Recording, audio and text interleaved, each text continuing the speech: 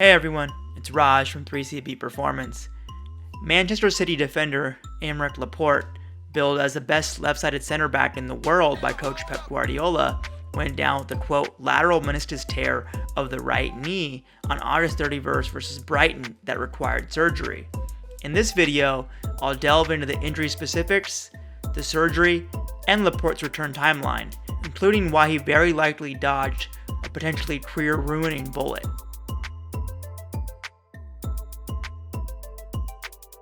The meniscus is a dual crescent-shaped, force-absorbing, friction-reducing piece of cartilage that sits between the femur, thigh bone, and tibia, shin bone, within the knee joint.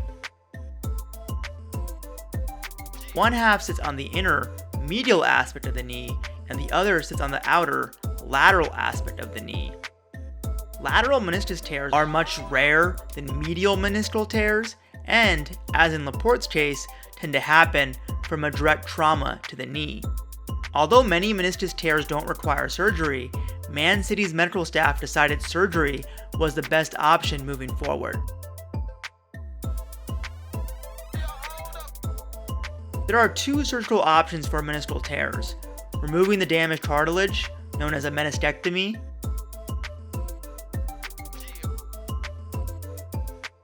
or repairing the damaged cartilage, known as a meniscal repair.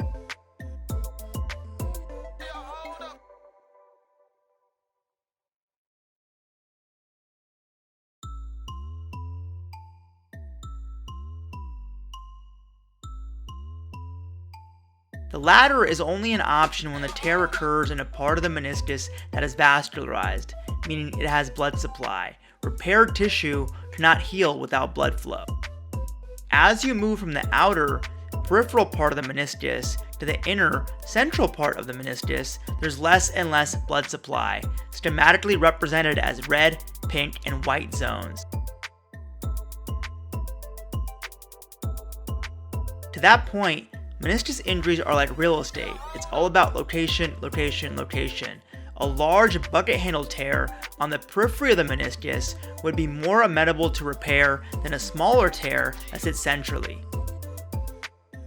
Based on Man City ruling Laporte out for at least the rest of 2020, and Coach Guardiola stating that he expects Laporte to be out at least 5 to 6 months, it's nearly certain that Laporte had a lateral meniscal repair. That timeline lines up with the research that shows an average 5.6 month return to play RTP for elite athletes after meniscal repair, as compared to an average 6-week RTP after a meniscectomy, partial removal of the meniscus.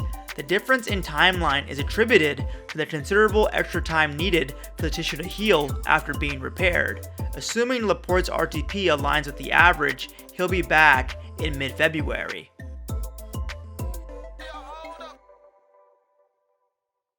Laporte is extremely fortunate that his tear was repairable. Lateral meniscal tears that require removal, meniscectomy, are very concerning injuries because they often lead to arthritic changes in less than 5 years, compared to medial meniscectomies, where those changes can take as long as 30 years to manifest. That stark contrast is due to anatomical and biomechanical differences in the lateral outer and medial inner compartments of the knee joint, respectively. The medial knee joint is larger and more stable because the outwardly rounded convex femur, thigh bone, sits neatly into the inwardly rounded concave tibia, shin bone. This convex-concave bony relationship is akin to a ball sitting into a cup.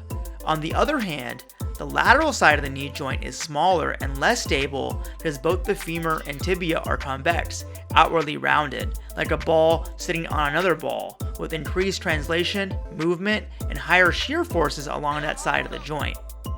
Accordingly, the meniscus on the lateral side plays a substantially different role than it does on the medial side.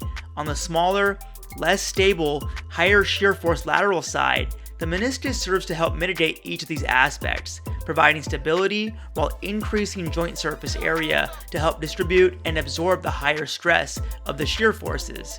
That's why removing a piece of the lateral meniscus can lead to devastating changes in the knee.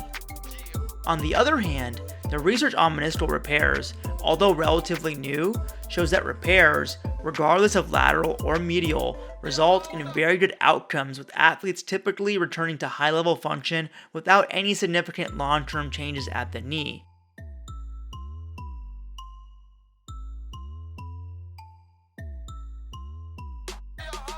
Additionally, with the support of an elite medical and rehab team, Laporte will be going through methodical rehab protocols and ongoing strength and conditioning to reinforce range of motion, strength of the knee, eliminate potential compensations, and continue to build his overall fitness.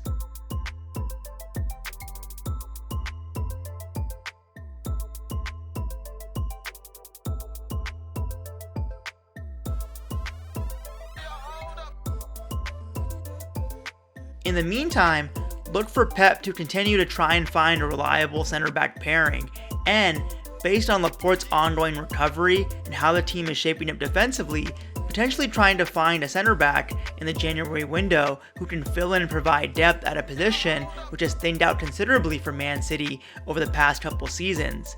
Depth that has recently taken yet another severe blow, with center back John Stones injuring his quad and out for up to 6 weeks. That's a wrap for this video. Thanks for watching. My goal is to provide you with in-depth, evidence-based, narrative-free analysis. You can always find me on IG and Twitter at 3CB Performance. Make sure to sub to the channel for the latest updates. 3CB out.